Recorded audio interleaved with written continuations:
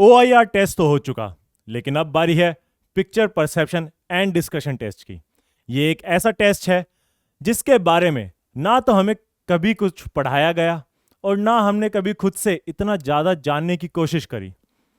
आज इसी टॉपिक को SSB मंत्रा के थ्रू हम और ज़्यादा एक्सप्लोर करेंगे और मैं नकुल आर्या स्वागत करता हूं आप सभी का डिफेंस वाला के यूट्यूब चैनल पर। Picture perception and discussion test और इसके साथ ही होने वाला एक टेस्ट होता है officer intelligence rating test OIR test 1 and 2, जो कि SSB इंटरव्यू के डे 1 यानी कि स्क्रीनिंग डे पर कंडक्ट किए जाते हैं। जितने भी रिपोर्टिंग कैंडिडेट्स होते हैं वो इस टेस्ट में अपीयर करते हैं, यानी कि OIR plus PP and DT में। लगभग 2-2:30 बजे 3 बजे शाम को दोपहर को रिजल्ट आता है और 10 से 15 हार्डली 20% स्टूडेंट्स ही सिलेक्ट होते हैं। ये बचे हुए स्टूडेंट्स फर्दर 4 दिन की टेस्टिंग के लिए रुकते हैं और बाकी सब स्टूडेंट्स वापस चले जाते हैं। तो ऐसी क्या इंपॉर्टेंस है या फिर इन टेस्ट में ऐसा क्या पूछा जाता है जो 80% स्टूडेंट्स फेल कर जाते हैं या फिर उन्हें आता है लेकिन उसके बाद भी वो इसे क्लियर नहीं कर पाते।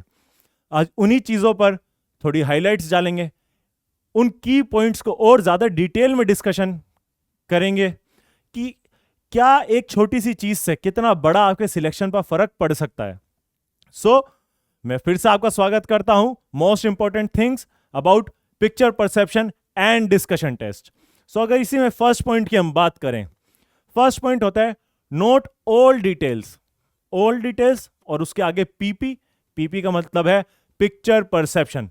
OIR टेस्ट आपका हो चुका है, आप सभी ने वो टेस्ट आई होप अच्छे से प्रिपेयर कर लिया होगा प्रथमेश सर की वीडियो से। आज हम picture perception and discussion test को और ज्यादा डिटेल में डिस्कस करने वाले हैं। नोट ऑल डिटेल्स मतलब जब भी picture perception and discussion test शुरू होता है, आप सभी स्टूडेंट्स को एक हॉल में बिठाया जाता है। सामने एक बड़ी स्क्रीन होती है जिसके ऊपर एक फोटो फ्लैश करी जाती है फॉर 30 सेकेंड्स। 30 सेकेंड वो फोटो फ्लैश होती है और आपको लगभग 4 से 4.5 मिनट का समय उस पर एक स्टोरी लिखने के लिए दिया जाता है। अब वो स्टोरी कैसे लिखें? स्टोरी तो तभी लिख पाएंगे जब हमें उस वीडियो की, उस पर्टिकुलर फोटो की सारी डिटेल्स पता होंगी। तो डिटेल्स तो सभी ऑब्जर्व कर लेते हैं। ऐसा क्या फर्क है एक सिलेक्शन होने, एक ऐसे स्टूडेंट का जिसका सिलेक्शन होता है और एक ऐसा स्टूडेंट जो सिलेक्ट नहीं हो पाता?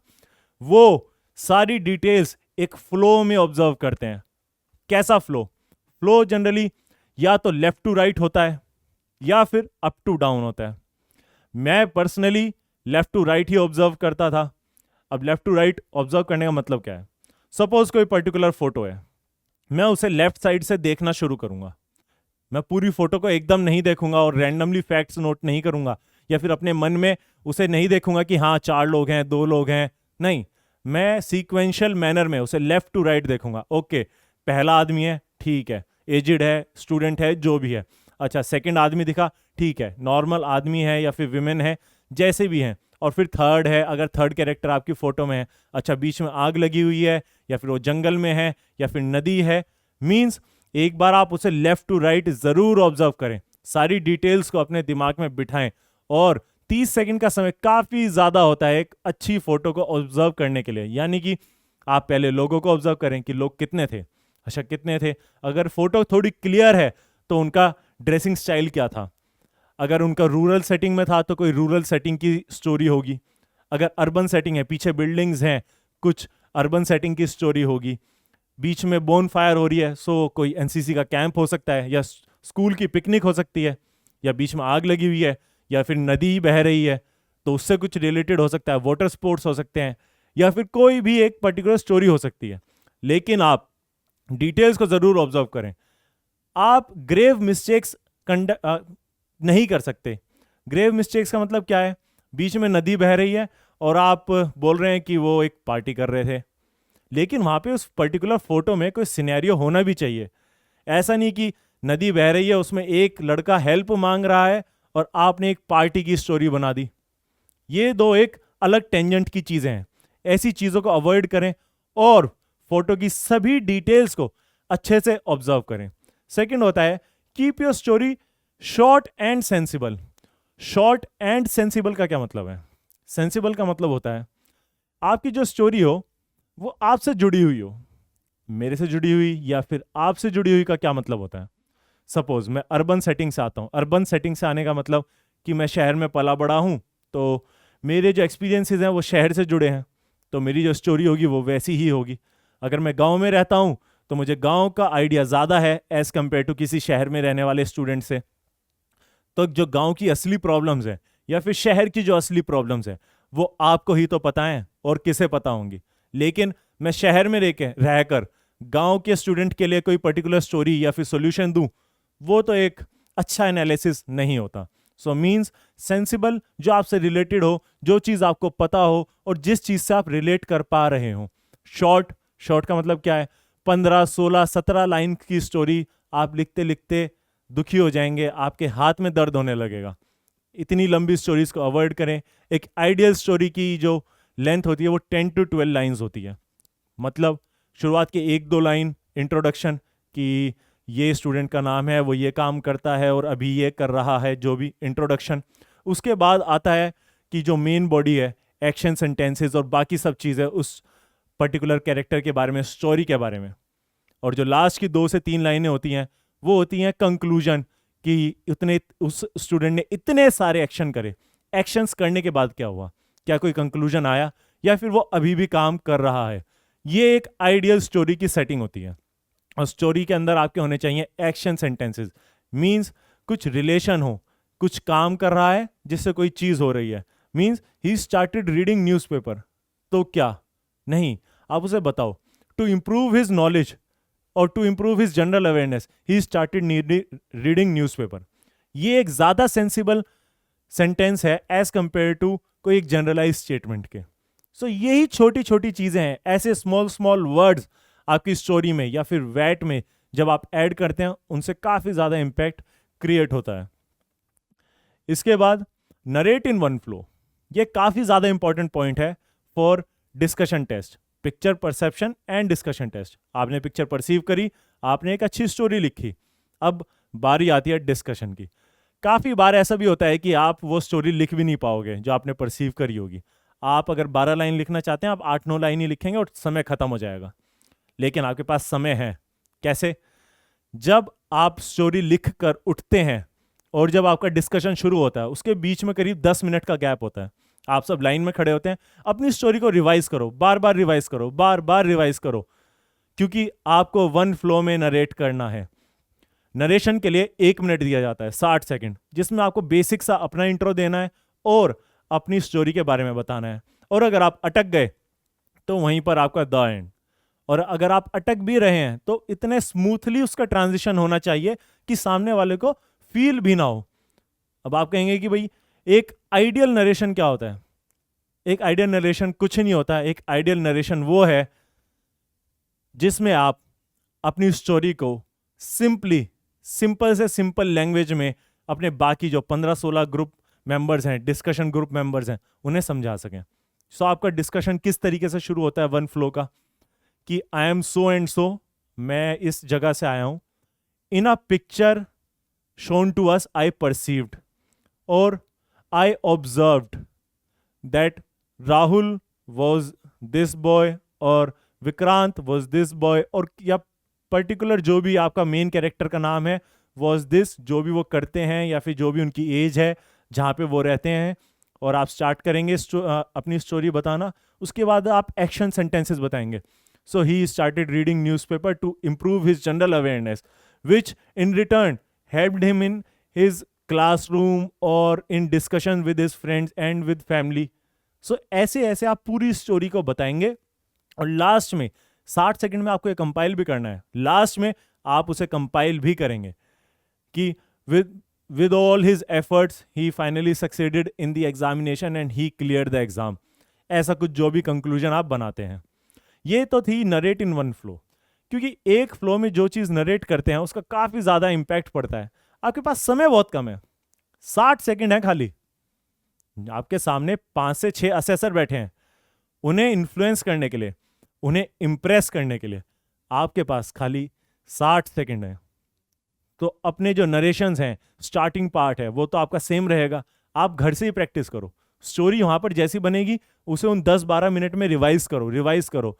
नरेशन का इनिशियल पार्ट आपने घर पे प्रैक्टिस कर लिया, स्टोरी उन 10-12 मिनट में दोबारा रिवाइज करी, और जैसे ही आपको बोला कि आप नरेशन स्टार्ट करो, आप एकदम वन फ्लो में अपना नरेशन खत्म कर दो। Then fourth point is understand basic theme other students. Basic theme का मतलब क्या है? करीब 15 से 16 स्टूडेंट्स एक ग्रुप में होते हैं डिस्कशन के टाइम पे।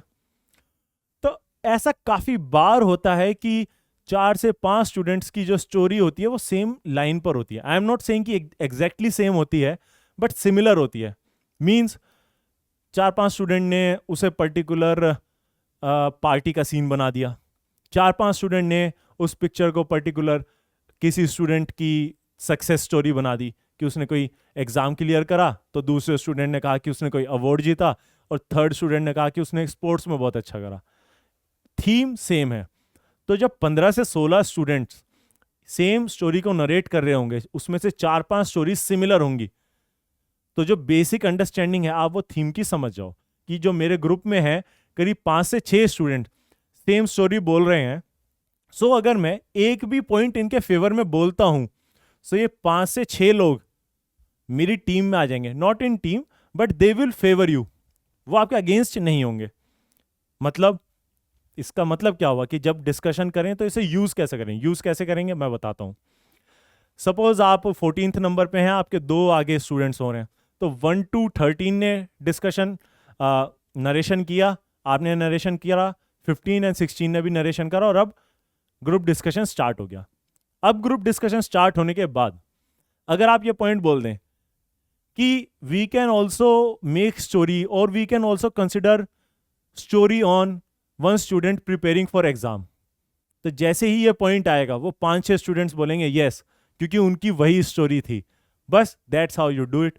आप 5-6 लोग सिमिलर टोन में आ जाओगे और आपको काफी इजी होगा अपने बाकी पॉइंट्स को आगे बताना, समझाना। ऐसे आप बेसिक अंडरस्टैंडिंग लो थीम की कि आपके ग्रुप में क्या थीम है।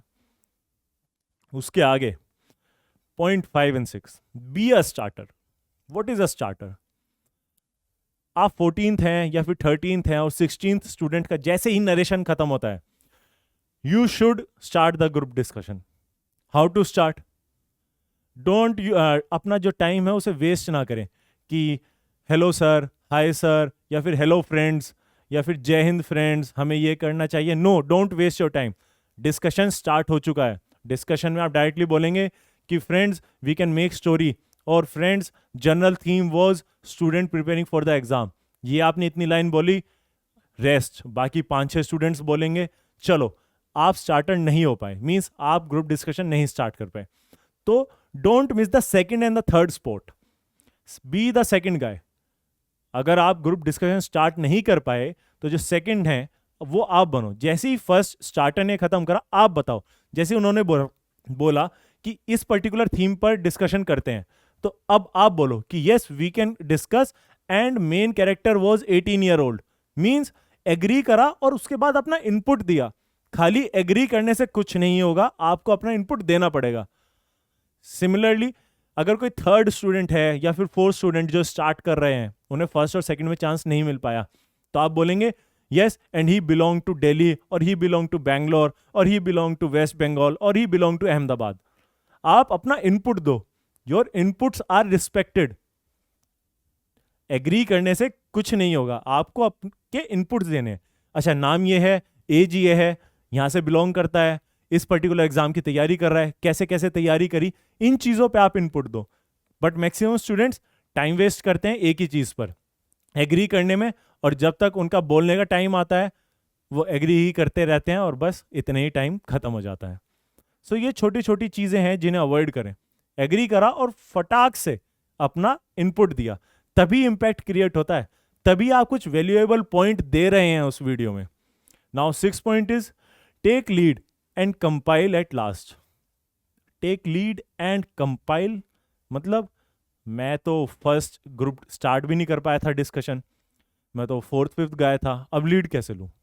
लीड लेना बहुत ही सिंपल है। जब भी आप बोलें हमेशा एक वैल्यूएबल इनपुट दें। सिंपल पॉइंट, आपको पूरी स्टोरी नहीं बतानी कि उस स्टूडेंट ने ये करा ये करा ये करा, नहीं। सिंपल एक छोटा सा पॉइंट बोला कि भाई वो लाइब्रेरी जाता था, या फिर वो न्यूज़पेपर पढ़ता था, वो मैगजीन पढ़ता था, या फिर अपनी कोर्स की जो बुक्स थी उन्हें पढ़ता था। ऐसे ही छोटे छोटे आपको इनपुट्स देने हैं उस पूरे डिस्कशन को वैल्यूएबल बनाने के लिए। जब लगभग 1 मिनट बचता है कंपाइल करने से पहले, मींस अभी आपका ग्रुप डिस्कशन खत्म होने वाला है, तो जो ऑफिसर होंगे वो आपको बोलेंगे कि gentleman 1 minute is left, please compile your story और please conclude your story.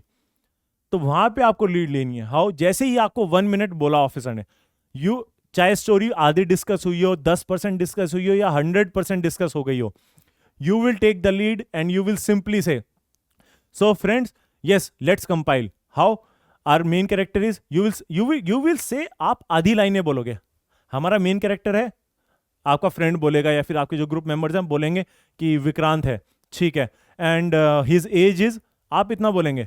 Like आप उनसे पूछ रहे हैं कि भाई नाम बताओ, एज बताओ, क्या काम कर रहा है, अच्छा कहाँ से है, चलो अब फर्दर डिस्कस करते हैं क्या क्या स्टोरी उसके पॉइंट्स हैं। सो हिज नेम इज, आपके फ्रेंड ने बता दिया, ठीक है, एज इज किसी और ने बता दिया, किस जगह से है वो किसी और ने बता दिया। अच्छा, तो फिर आप उसके बाद कहेंगे then he started going to library, then you will stop. अच्छा, फिर अनदर गाय कोई और अपना इनपुट देगा कि हाँ लाइब्रेरी गया, उसके बाद उसने ये करा, देन सेकंड सेंटेंस दोबारा से आप फिर से ये करेंगे, ठीक है, he spend time with his family and discussed with, या फिर क्या क्या डिस्कशन करें उनके साथ, वो आपके फ्रेंड्स इनपुट दे देंगे। यहीं पे आपका काम खत्म हो जाता है। यहीं पे आपकी लीडरशिप क्वालिटीज इजीली सभी को दिख जाती हैं कि आपने कैसे ग्रुप को लीड करा लास्ट में और पूरी स्टोरी को कंपाइल करा।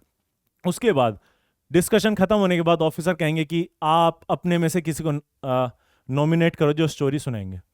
डोंट सेल्फ नॉमिनेट, अपने आप को नॉमिनेट मत करो, बट अगर आपने इतना अच्छा कंपाइल करा है, कंक्लूड करा है लास्ट में, तो श्योरली आपके फ्रेंड्स आपको जरूर नॉमिनेट करेंगे। और जैसे स्टोरी डिस्कस हुई थी आप वही उन्हें बताइए, अपनी पर्सनल स्टोरी मत बताइए, जो आपके ग्रुप ने डिस्कशन करा है वही स्टोरी को बताइए, तभी आपका एक पर्टिकुलर क्वालिटी अच्छे से दिखेंगी। आपने स्टार्ट करा अच्छे से, आपने लीड लिया लास्ट में और अच्छे से कंक्लूड करी और पूरी स्टोरी बता दी। यहाँ पे आपका डिस्कशन टेस्ट खत्म हो जाता है, यहाँ पे आपका डे 1 का स्क्रीनिंग खत्म हो जाता है। यहाँ इसके बाद आप लंच करते हैं और रेस्ट करते हैं डिसीजन का। डिसीजन लगभग 2 से 2.5 घंटे के बाद आ जाता है। एंड जो स्टूडेंट इस वीडियो में बताई हुई लगभग सारी चीज़ों को फॉलो करते हैं वो जनरली रिकमेंड हो ही जाते हैं। पार्ट 1 यानी कि स्टेज 1 जो है एसएसबी का स्क्रीनिंग डे, उससे रिकमेंड हो ही जाते हैं। स्टेज 2 के लिए वो अलग अलग चीज़ें फॉलो करते हैं पर्टिकुलर टेस्ट में जो उन्हें उसमें हेल्प करती हैं। सो इन पॉइंट्स को याद रखें, ध्यान में रखें, बार बार देखें, बार बार याद करें, नोटबुक में नोट करें, प्रैक्टिस करें, दीवार को देख के, मिरर को देख के कि मैं कैसे बोलूँगा।